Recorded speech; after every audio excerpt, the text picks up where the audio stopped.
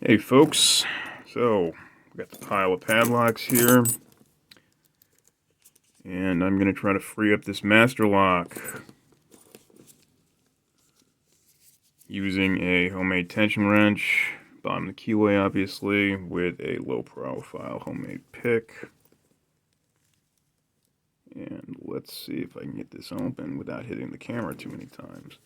One advantage to using this pile of locks, I think, is it gives it slightly more real-world experience, because significantly more awkward than just having a lock that's not attached to anything. So it's similar to having a lock attached to a bike chain or something like that. Let's concentrate on picking.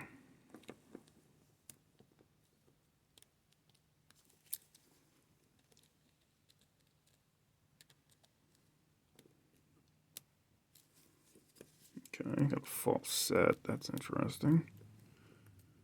Which pin is not quite set? Oh no, it's open. Awesome.